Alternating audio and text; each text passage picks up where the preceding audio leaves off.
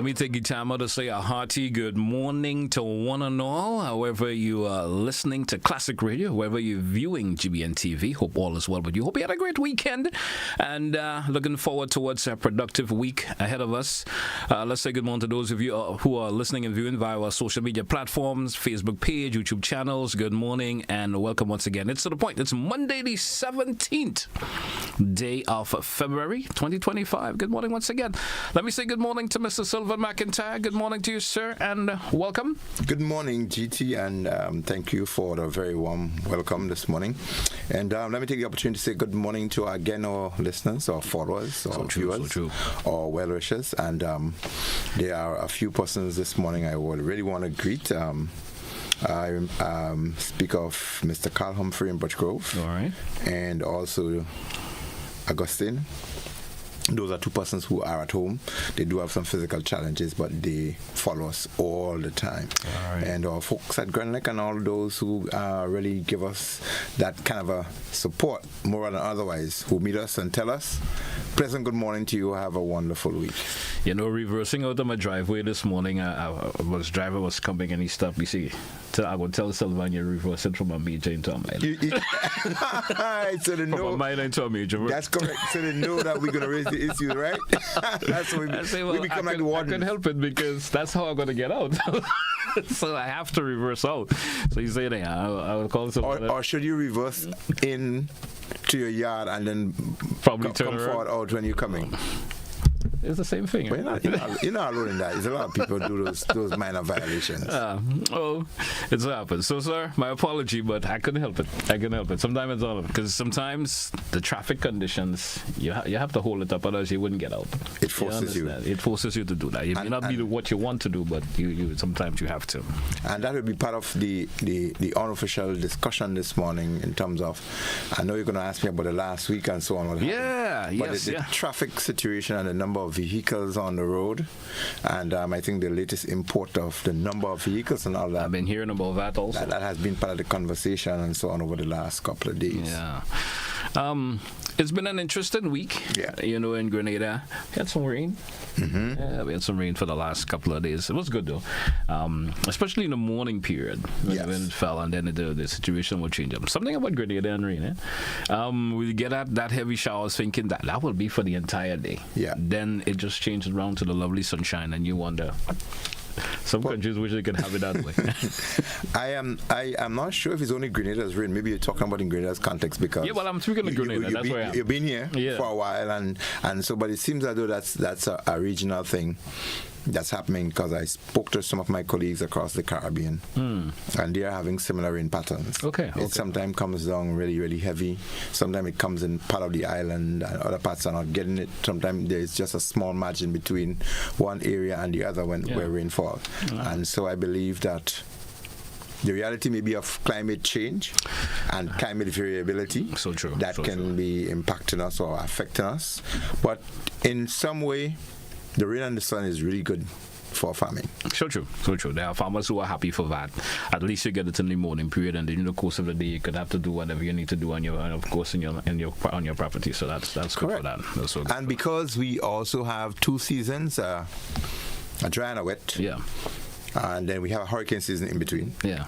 But the dry season starts from January to actually May. To May. But we see we get a little bit of an extended rainy season this year for some reason. I'm happy for that. You think the weather forecasters have it right this time? Well, they're getting it right. I think they've been doing good. I think they've been doing pretty good. I think they've been doing good because they did say to us that it's going to be a wetter, dry season than normal. And I'm happy for that because you know what last year spelled a whole lot, you know, and the confusion that developed from us having a little bit of drought condition last year. Yeah. And the complaints and so forth. So I hope we get that extended rainy season, you know. But when you see that, GT, it's really sometimes you have to hold your hand to your chest a little bit, and it makes you a little bit nervous as to what is this leading to? Because when you see a mixed season and you realize, well, it is supposed to be drier now. Like, for instance, now in the south of the island, the grass should be turning like gold. Yes. Semi-gold. And it is still very lush, green. And you're wondering then if all of this is going to be changing or culminating into something different into the rainy season. Will we get a severe drought, or are we going to get rain as we got in November of 2024 that is so heavy that you're going to have landslides and flooding in some areas? So it really does not give you a comfort zone. So it is seen to us as technocrats and people who are in the disaster preparedness forum and fraternity that we have to be reminding people that it's uncertain times that we're living in. And so the need for comprehensive disaster management and to be prepared, as our director of NADMA would say, be prepared at all times. The need for that is for us to be on the ball at all times. Right. And our key point of focus this morning would be speaking about one of those events, the tsunami threat that occurred. That's going to be into that a wee bit this week. Later on in our second segment. But the reality of things is that that's the way things are going to happen. It is an easier thing for us when things are happening, because once things are in people's face and things are happening, your level of preparedness seems to be easier. Exactly. And if you have a long drawn out period and nothing is happening, the human complacency steps in very much easier. From your experience, when we have an extended, wet season, if I could say like that, or within the year, sometimes it rolls all into the month of March. April sometimes there's a lot of rain. Is when we do get into that hurricane season, do we see a really hyped hurricane season, or sometimes it's toned down a wee bit? From your experience, when we have conditions of that nature, when the rainy season is extended that far? I'll answer in a broader way. Scientifically, there is something called return periods for hazards.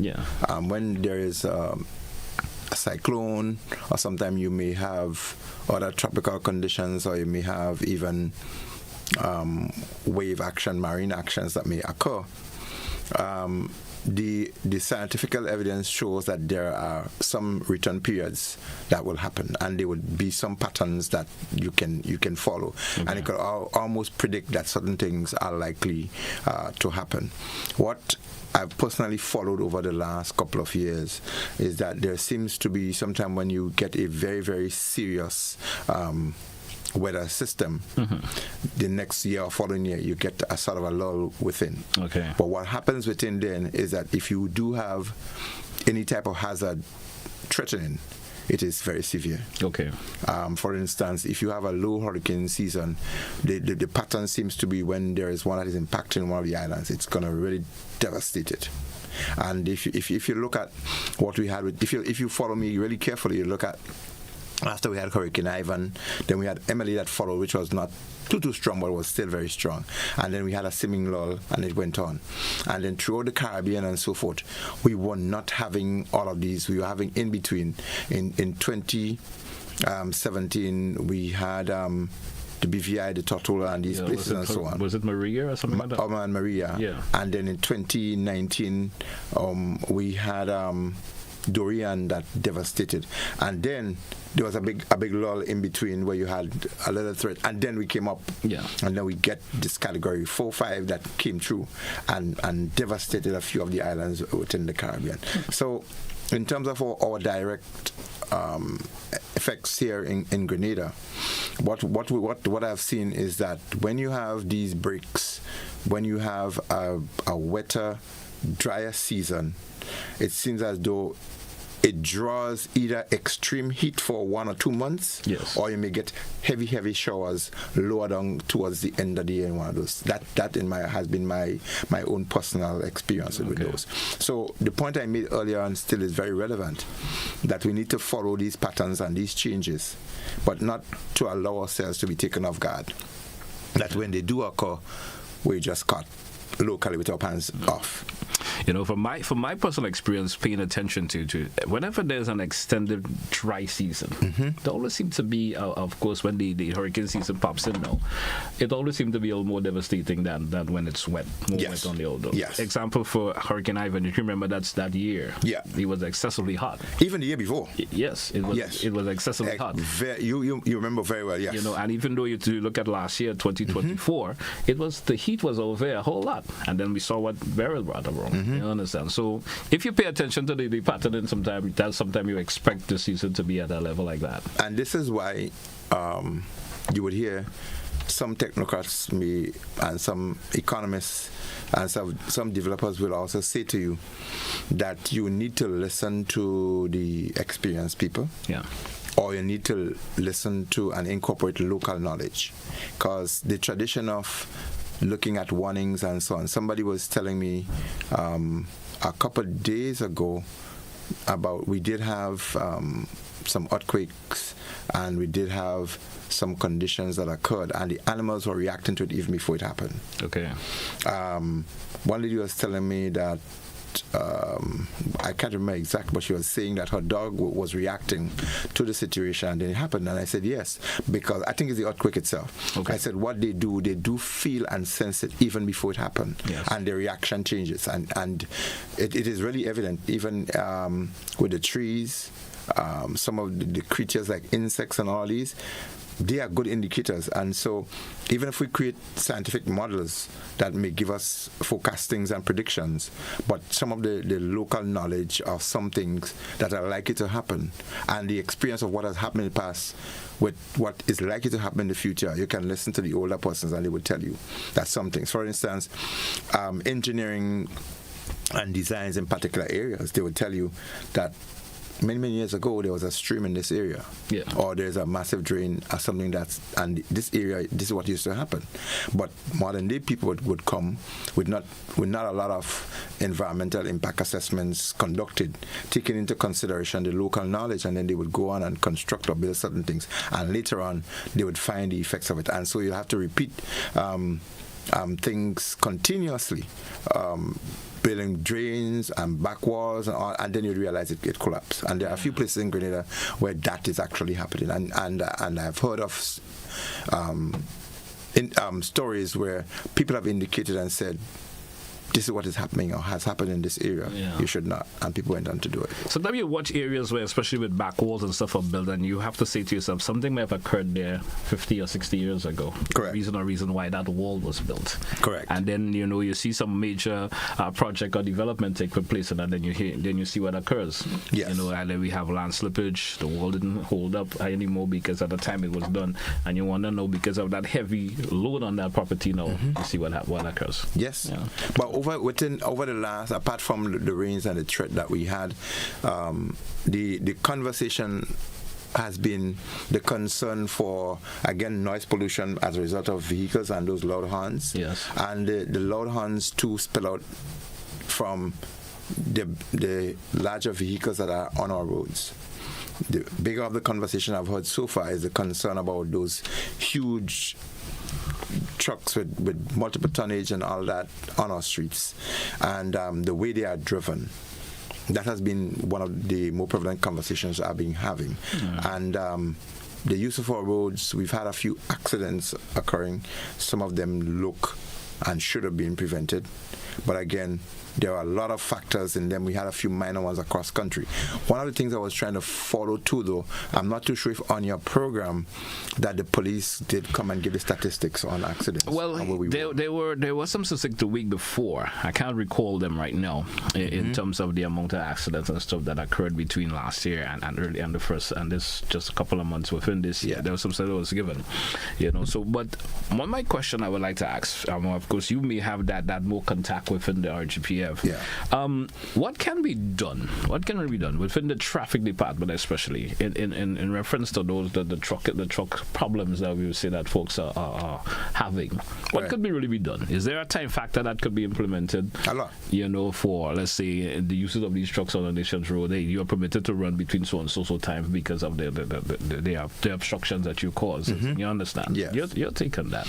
Well, I would not want to say much on it at this point, except that it has been widely established that they are a nuisance and a hazard in many ways.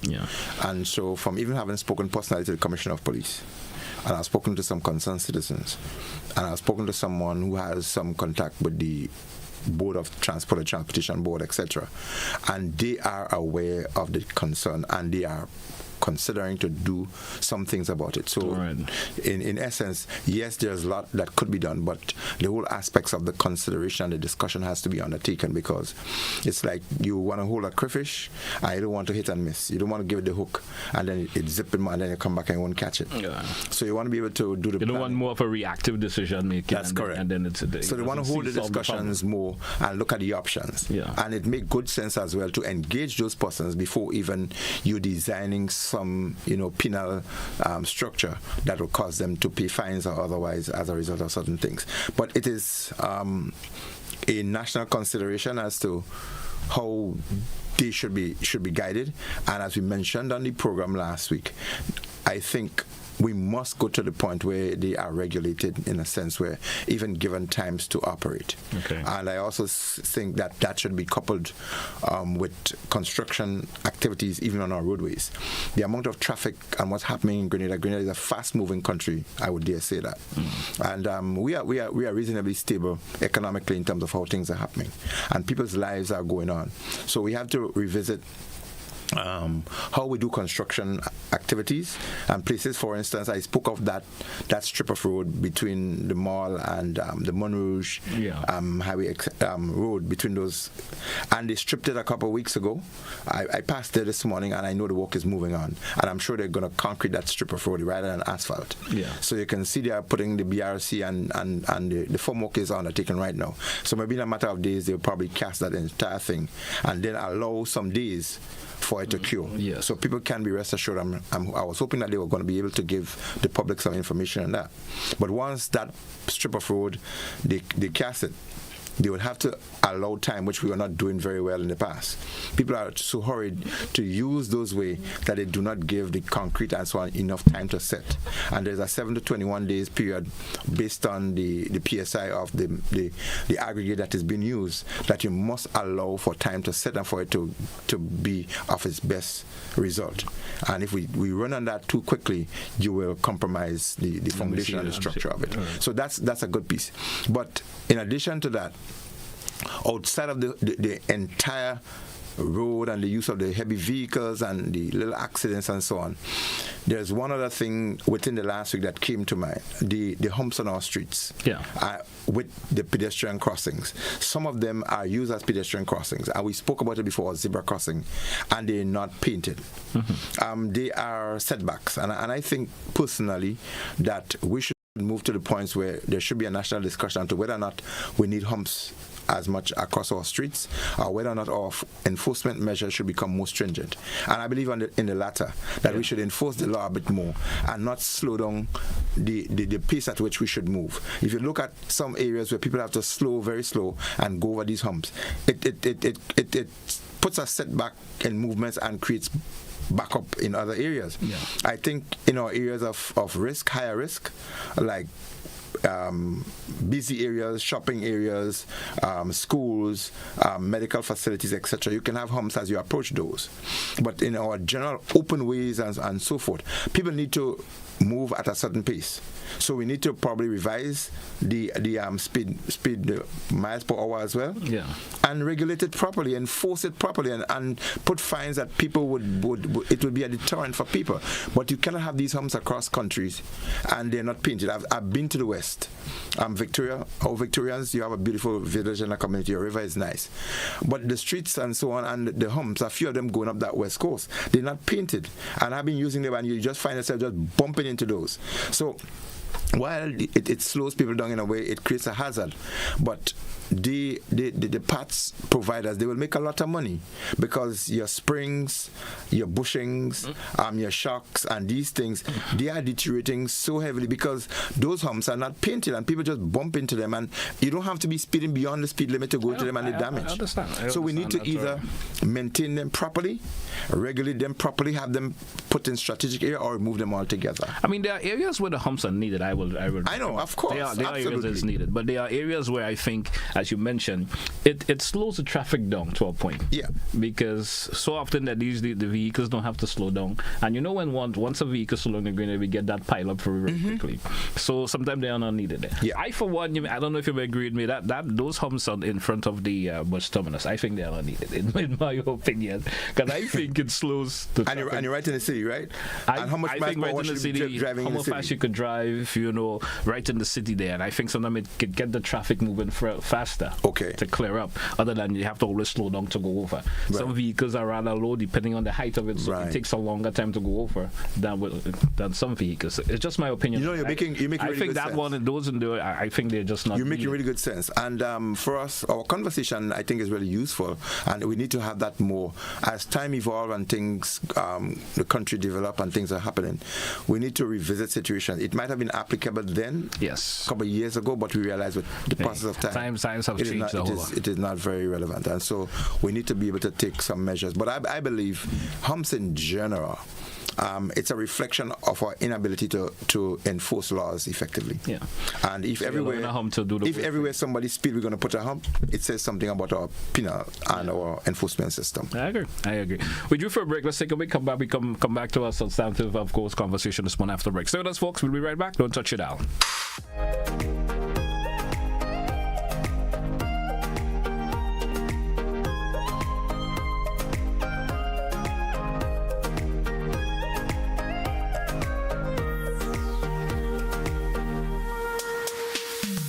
One stage, 4 categories, 80 incredible dance talents. Experience the rhythms of the world as dancers bring culture to life with breathtaking performances. Who will take away the crown? Witness the passion, the energy, the artistry. Don't miss the ultimate global dance competition around the world in 80 dance talents. Call 407-8458 to register your group or solo act. Follow at GBN for updates. Get ready for a spectacular music experience. It's the premiere of Jefferson in Concert, featuring an incredible lineup including Sabrina Francis, Joshua Regrello, Dash, and Mr. Golden. Feel the passion, the energy, and the rhythm right from the screen. Thursday, 20th February, 8:30 p.m. on GBN Television. Don't miss the premiere of Jefferson in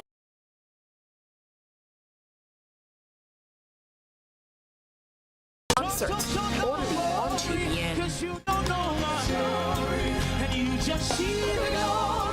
Grenada, the ultimate relay showdown is back. Get ready for speed, power, and heart-pounding action as the IMA National Relay Meet takes over the Kirani James National Stadium on Saturday, February 22nd from 3 p.m. The fastest teams, the fiercest competition, and non-stop edge-of-your-seat excitement. Who will dominate the track? Who will claim the glory? Only one way to find out. Be there. Tickets, finish line A, $50. Finish line B, $40. Main stand C, $30. Secondary stand, $20. Bleachers, $15. Children 12 and under pay $15 for the main stand C, secondary stand, and bleachers. Get your tickets now and experience the thrill of champions. The IMA National Relay Meet. Feel the speed. Witness the greatness.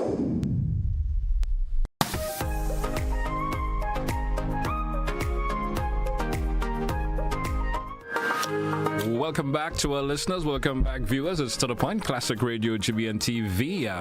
Mr. Sylvan McIntyre, of course, would be this morning once again. Of course, though, we do this on a Monday. Welcome back, Sylvan. Let's get into a substantive conversation this morning. We want to focus a wee bit.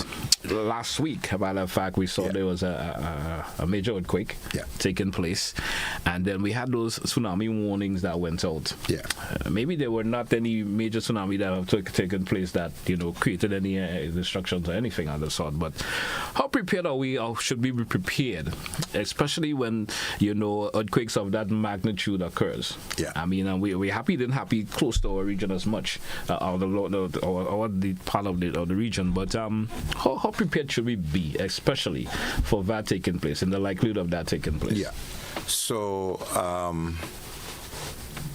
in terms of relative preparedness, it has to do with your level of information with reference to a particular hazard. So specific to tsunami readiness, your infrastructure, your topographic layout and all of that may be, and your geographic location may have implications as to how ready you can be if you have a tsunami. Yeah. But the disadvantage always would be human. Yeah. And even if you have infrastructure and you have the land itself that may get some level of damage, but when human lives and livelihoods are affected, that is of the concern. So the level of readiness has to be in terms of information people have before events actually occur. In other words, what is a tsunami? Where do they occur? What causes them to occur? And what should be the reaction of persons during those times? And what is the warning systems and the structure of response if such thing happen? So I wanted to lay this in 5 minutes into a little bit of context and really what happened, because the lack of knowledge creates panic, anxiety, and uncertainty. And so when you are knowledgeable of a particular thing, you are empowered. It gives you the confidence to be able to deal with it, and you have less fear, less trepidation when something really happened or there's a threat further north of us, like we had last week of a 8+ magnitude earthquake that occurred. Now that is one of the triggers of tsunami. A tsunami really is a giant wave that is generated by a couple things.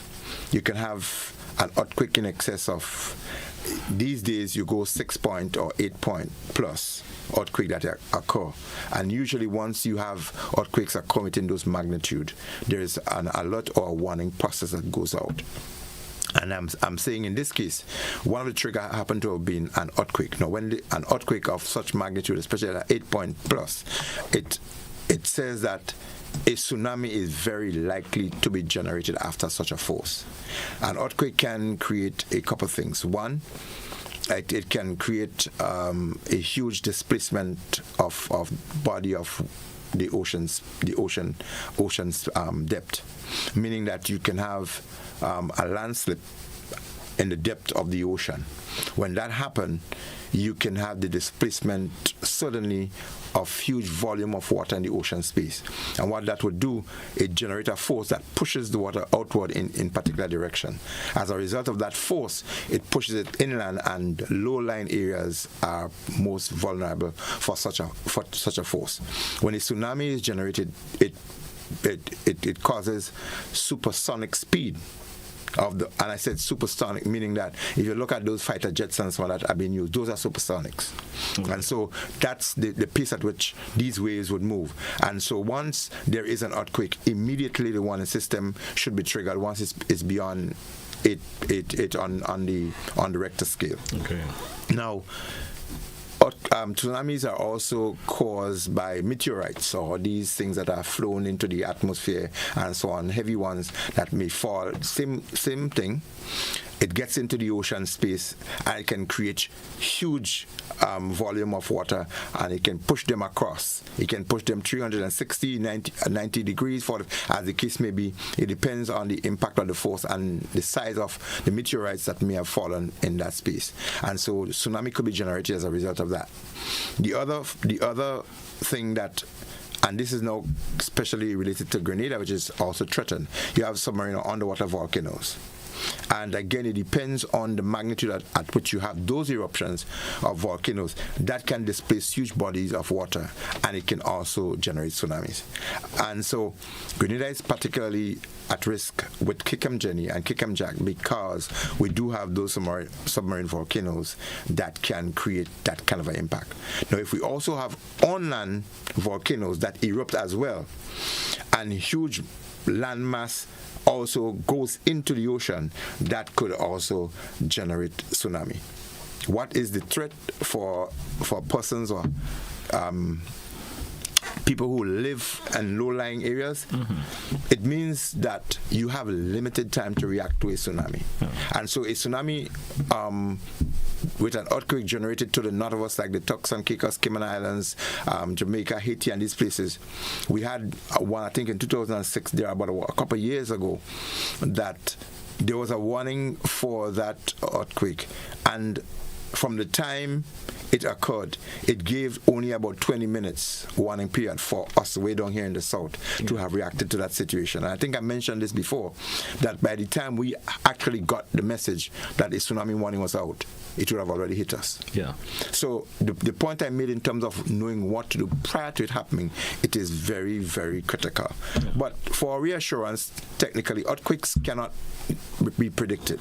Yeah. You can know that there are particular places within the Caribbean that are most vulnerable or susceptible to earthquakes, particularly where the tectonic plates in the Caribbean where they meet. You know, those places outside of Trinidad and Venezuela, etc. They sit right on the edge of the Caribbean tectonic plates, and so you'll have more seismic or earthquake activities occurring in those areas. So our monitoring system through this St. Augustine University of the West Indies, Trinidad, they have a seismic research center that monitors and follow Kikem and all of the seismic activities within the Caribbean. So when we do have a giant or a massive earthquake occurring, their system is also triggered. And we also have the U.S. Geological Surveys, and there's a Pacific Warning Center that is located just outside the Puerto Rico. So we have the Atlantic and we have the Pacific warning centers that are monitoring, and they would send warning throughout the Caribbean if we do have a system. But to go back to your question, how prepared are we? Our land space and our level of where people live says to us that we are very vulnerable, because traditionally people try to live more to the coastline. Mm-hmm.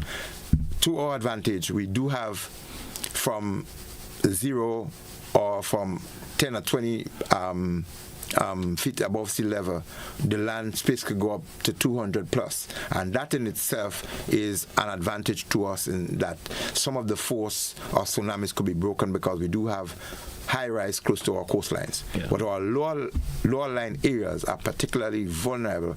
As I mentioned before, if you have volume of water and it is channeled into narrower space, it creates greater force. And so if you have channels like we do have in some areas where hills are on either side, settlements in between, and that force of wave comes in, it could be more devastating in some areas. So it means then that we need to have warning signs set up in those areas, those vulnerable low-line areas, and there must be established routes as to where people should go when something happened. I know the National Disaster Management Agency embarked on a tsunami readiness program throughout Grenada. As a matter of fact, it was called Carib Wave when they do the exercise and so on. Yes. A few islands. And those simulation exercises. They do simulation exercises. And part of the pre-work is to go about and identify the highest areas and routes to get to them. Okay. And they've done drills, etc., to ensure. I remember I participated in one with the TAMCC and so on, maybe about a year plus ago.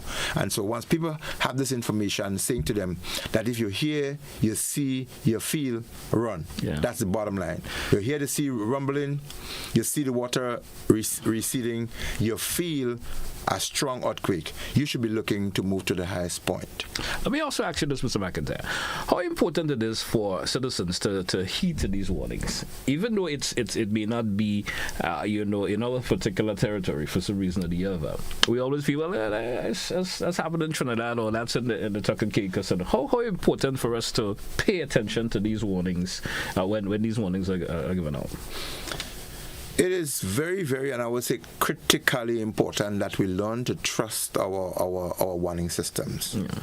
Our Met services happen to be the focal point for hydrometeorical warning, and they're also the focal point for tsunami warnings as well. So once there is a trigger, they would receive the information, and the National Disaster Management Agency simultaneously with the Met Service should inform all the national entities that we do have a threat by giving that information. And what I'm saying is the thing that people should know. Yeah. It should become household information to us that we know who our focal points for different kinds of hazard warning happen to be and what to do. So because there is limited time for tsunami reaction, that has to be a blast. In addition to that, based on the level of threat, there has to be a national symbol. For instance, maybe the pealing of the sirens or bells across, or you may have sirens placed at strategic points, maybe at the highest points of the island, where they can go off in strong blasts and the entire country could be aware. And it must have a particular tone and maybe a duration. Maybe it goes into 3 blasts, a lull, and then another 3 blasts, another 3 blasts. That in itself could say what's actually happening. So we need to get to that point where we have a national warning system where everybody understands. So I think we're far away from it technically. Yeah. What we're doing and where we are, it is not a comfortable position for us in terms of being generally hazard ready, especially for now, speaking particularly of tsunamis. And I'm saying that we are very vulnerable as a small island nation and based on our coastlines, and so we should create greater haste in ensuring that a national warning system is generated, that every citizen understand. And it is critically important, as you ask the question, that we know in our communities where the highest point happened to be. So where you live, GT, you should be looking around there and say, but in case we have a tsunami, where am I heading? Where am I heading? And where am I passing to get there? Yeah. Or will I be dead by the time? What is the time factor between the alert and me getting to that particular point? And I can tell you, I have an idea as to where you live. Yeah. And you should try and find out.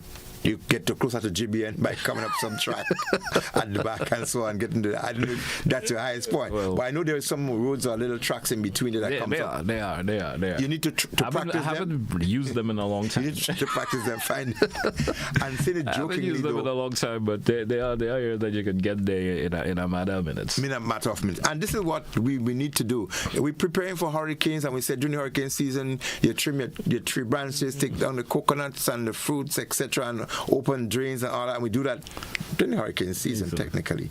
But for tsunami ready, we should now, having now received this information from me, just look around and think, where I am living, what's the highest point around me, and how do I get there? In the likelihood of this a tsunami warning is put in effect for us here in Grenada, just in the likelihood, just for argument's sake, are you think we are ready to in terms of our level of preparedness from the organizers, those in authority, in terms of getting the alerts out for individuals to get themselves to a safer point? And I think, not that is a scare tactic for you, but it's just our level of readiness here. But most time things occur and we always seem to be very reactive to it. Yeah. But just want to know that our mindset, especially from those in authority, are we ready for something of that nature in our small island? Yeah. To answer the question that you're now asking, the answer is in the music that I played earlier on, indicating that we've done some work in the past, but there's a lot more to be done. Yeah. And it does not give us a comfort zone in terms of where we should be for tsunami readiness. There's a lot more for us. So it doesn't give me that level of comfort that if we do have that serious threat, that we could be warned off sufficiently. But the work that has gone in terms of the information, you may have the most effective warning system. We had Sumatra in 2005, the Asian tsunami. There were warning systems that were there that were not utilized, or in some cases they had state of the art in some of the islands, and the functionality of it was non-functional. They did not test. They were not tested before. Yeah. And I remember as well, I was in BVI in 2017, and in the middle of a hurricane response, we were responding to a hurricane. We did have a tsunami threat because there were some earthquakes that occurred. And they too, in the BVI Tortola, they have a very good emergency system, and they have alarms across country that if they do have a tsunami threat, they could just press a button and the entire island would be warned off by those alarms. But you know what? The storm had destroyed it. Yeah. But because the information and the training and the knowledge was embedded within that society, those communities, I personally saw people's reaction to the earthquake that they felt. They moved to higher ground without having warning from the national system. They knew that this is what they had to have done once they felt an earthquake of a particular magnitude. They felt that it was strong enough. It is likely that the tsunami could occur. They moved to the higher ground. Yeah. And I'm saying that in the absence of modern technological systems and advancement, if we do have the knowledge brought to the people, because systems man created can be broken and it can be ineffective or not work at the time when they need them. But the knowledge that you have, don't go away from it, belongs to you. So if you understand what you should do when those things happen, you don't need somebody to tell you. You don't need an alarm to tell you, or I'm waiting on ADMA. So you feel a very strong earthquake. You see the sea receding and all of that. Don't stand up and watch. You hear the rumbling. You stand up and say, I'm waiting for NADMA to give the warning. I am waiting for the siren before I move. Well, you did. Long time. Yeah. So we don't want to get to that point. The point I'm making is that knowledge is power, knowledge is confidence, and knowledge is a safety measure to life. Yeah. And if we are able to empower ourselves, and those of us who have the knowledge are able to empower others, we can have a safer nation. I certainly agree with you on that. We do for a break. Let's take when we come back. When we come back, we just have a few more minutes left on the program. If, of course, any of our viewers and listeners want to contribute to the program this morning, feel free to do so in the next segment. We will be right back. So don't touch your dial, folks. Stay with us.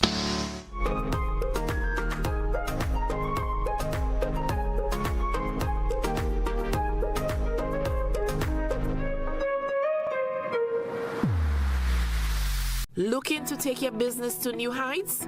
Advertise with GBN on our social media platforms and get noticed by our 138,000 plus followers. Reach a massive engaged audience ready to connect with your brand. No matter your business size, GBN is here to help you grow. Contact us today at admin@gbn.gd or WhatsApp 407-8458 to get started.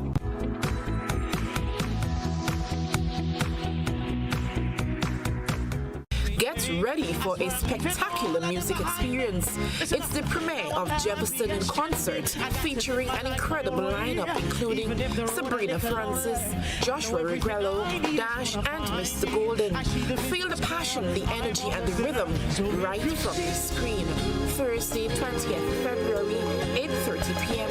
on GBN television. Don't miss the premiere of Jefferson in concert, only on GBN. Grenada, the ultimate relay showdown is back. Get ready for speed, power, and heart-pounding action as the IMA National Relay Meet takes over the Kirani James National Stadium on Saturday, February 22nd from 3 p.m. The fastest teams, the fiercest competition, and non-stop edge-of-your-seat excitement. Who will dominate the track? Who will claim the glory? Only one way to find out. Be there. Tickets, finish line A, $50. Finish line B, $40. Main stand C, $30. Secondary stand, $20. Bleachers, $15. Children 12 and under pay $15 for the main stand C, secondary stand, and bleachers. Get your tickets now and experience the thrill of champions. The IMA National Relay Meet. Feel the speed. Witness the greatness.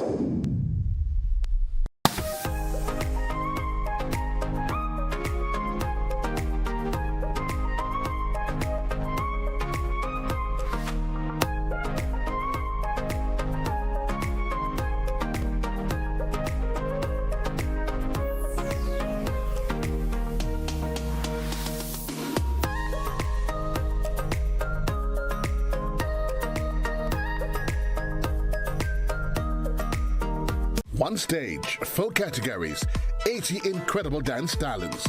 Experience the rhythms of the world as dancers bring culture to life with breathtaking performances. Who will take away the crown? Witness the passion, the energy, the artistry. Don't miss the ultimate global dance competition around the world in 80 dance talents. Call 407-8458 to register your group or solo act. Follow at GBN for updates.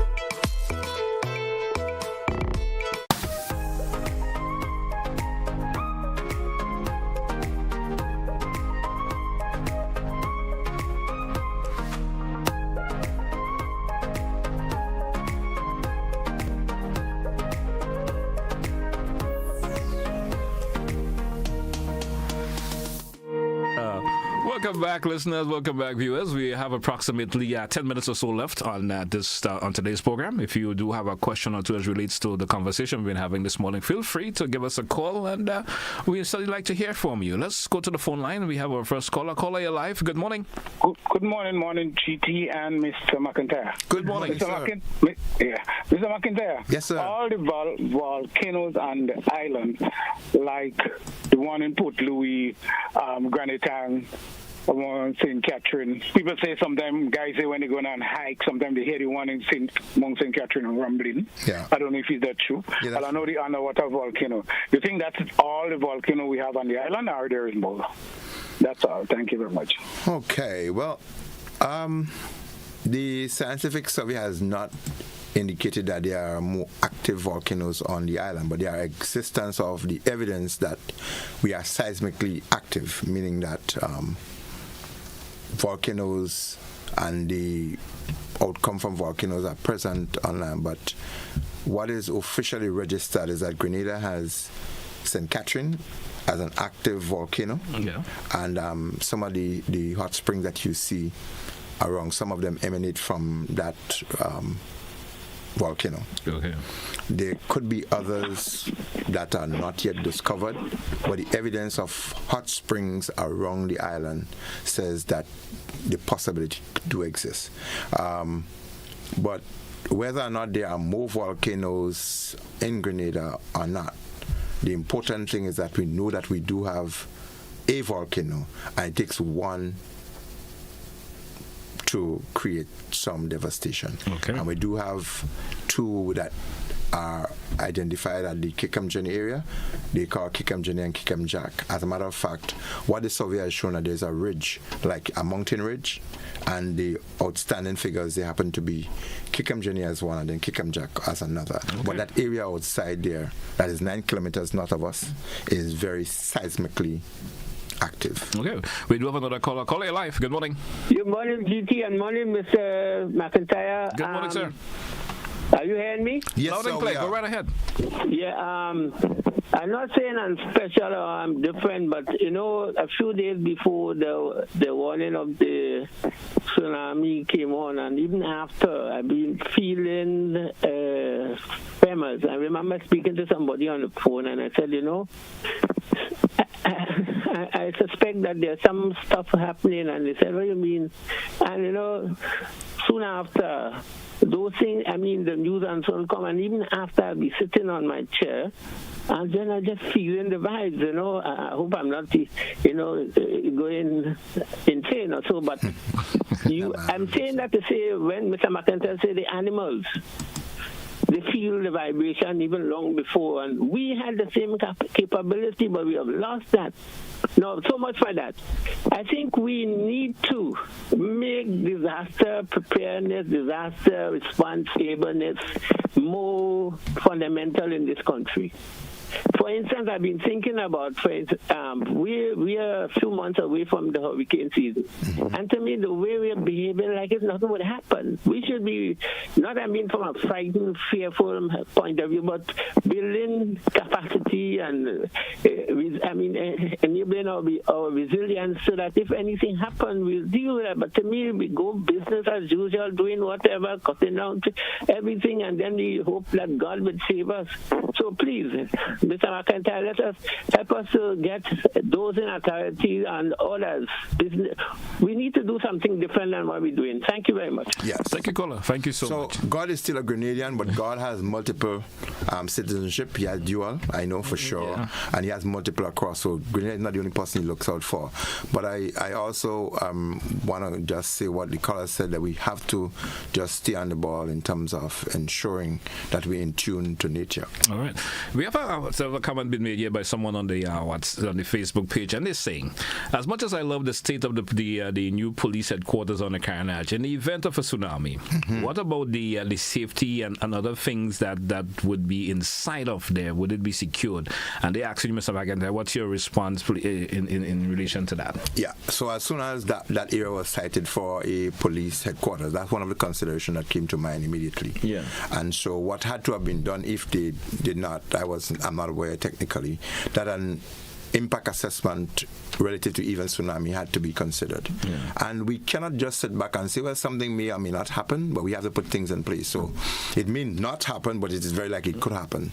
So I'm hoping, I have to visit them sometime. I know there would be a transitioning from Fort George to the carnage that they've spoken to me about to be a part of. So I'm hoping that would be part of the conversation as well. And that's a good inquiry from the caller or the WhatsApp person. Yeah.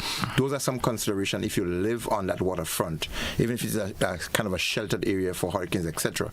But the levels there, once you have a rise, it goes across the carnage without saying. And we have seen it regular, high tide. We see what happens. So the basic thing that businesses need to be able to do in that area, they need to have a flood plan.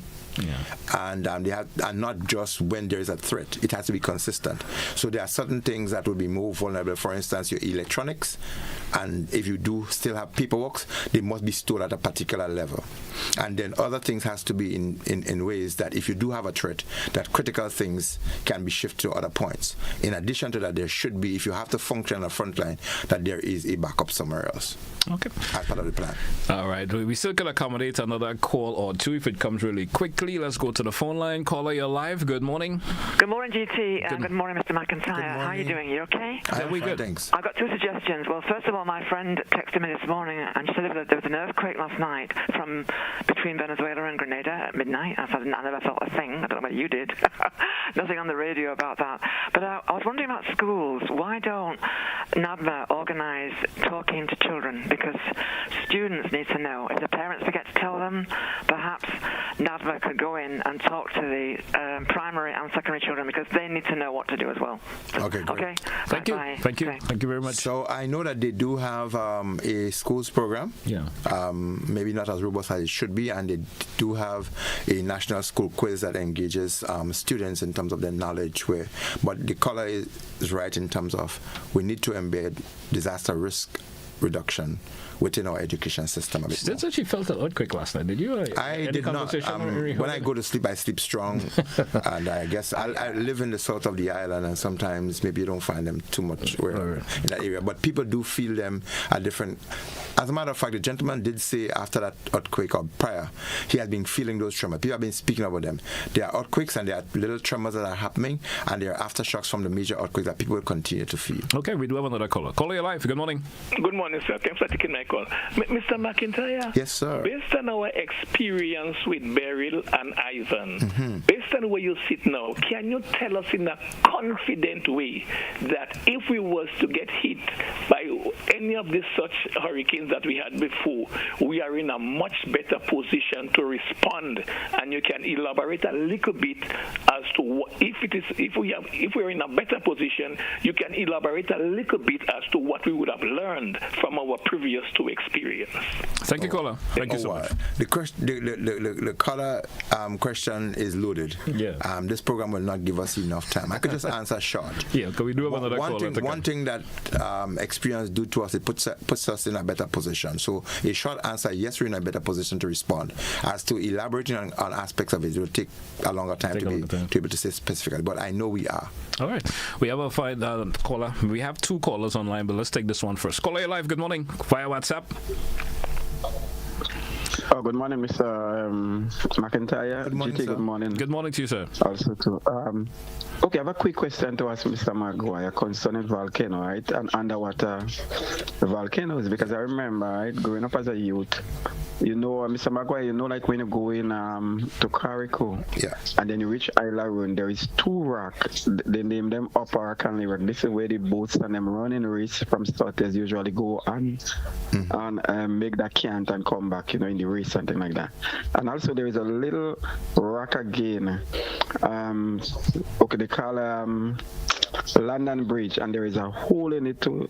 Okay, it was said that there is underwater volcano, and also between the two rocks I just spoke about like underwater volcano, because I remember as a youth growing up, the water in Island used to pull back and we could hear the grumbling.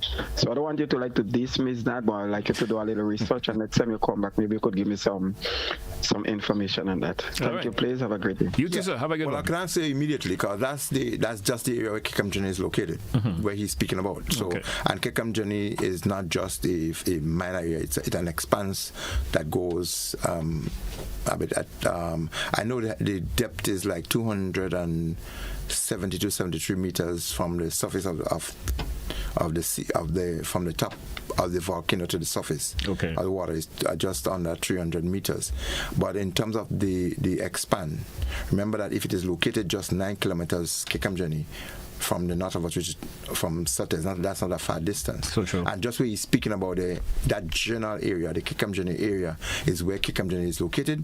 So if that entire very active, thermally active area, seismically active, you are going to feel and hear the rumble from Kikamjani or any of the volcanoes associated. So that general area is a critical zone. We do have a final caller for the morning. Caller, you're live. Good morning. Morning to Mr. GT and Mr. McIntyre. Good morning, sir. Yeah, one of my suggestions, and what I think I might be sound foolish, but for this tsunami concern and the carnage, I figure if they're going into anything like that, I figure for the government should speak to the business owners, and any repair or modernization you're going to do, if your building is 2 stories, let's say when you're going to repair the thing, go up another story high and leave the bottom floor, clear it out nicely and leave it there as a car park. So you'll gain another story that you'll use at the bottom and it go on top. But then at the bottom, it would be just car park. So in case of a tsunami, things that you'll be able to save a lot of stuff, and maybe a car could replace easily. The car, even though the car get wet or what, you can do something with it. Then another thing I like to talk about, Mr. McIntyre, I would like you to go and visit that road that they just repairing between the playing field in Monrouge. And if you can ask them to keep the full width of the entrance of the road on both sides into about 30 feet in, please, to let vehicles come in freely and go. If you look what they're doing there, and consideration, this place is so busy, that main road, you have the traffic for the supermarket passing there too, you have Coates thing going, Kentucky stuff going on, there's bank for the stuff going, and look at when they have big activities, what is taking place there. And one side of the entrance, they don't have to build a crossover because it's already there. So you just widen the whole mouth of the road. Follow the example of Real Value Supermarket entrance. Thank you. What they need to be able to do is to create what they call a wider flare. So when they flare it a bit more, it makes access and egress a lot easier, which is cool. So probably I travel that area pretty often. I'll take a look. All right. So Mac, I think that's where we take a wrap for today's program. Yes, we finished for today, but I just want to advise our listeners or followers, and so the information today that came to you, the guidance in terms of dealing with natural hazards, tsunami readiness is what we spoke about today. It's today to the kind companies of Caribbean Disaster Risk Management Solutions. I'm wearing the t-shirt. That's a company that we provide you with information, training, and advice in disaster readiness. All right. Once again, Mr. McIntyre, I want to thank you a whole lot for being on the program this morning, and best wishes for the rest of the day. Thank you very much. Same to you, GT. My pleasure always. All right. Folks, that's where we're going to take a wrap for this edition of To The Point for today. Join me again tomorrow, once the Almighty permits, health, strength, and everything else. We will be back with you. Have a good one. That's what we say goodbye.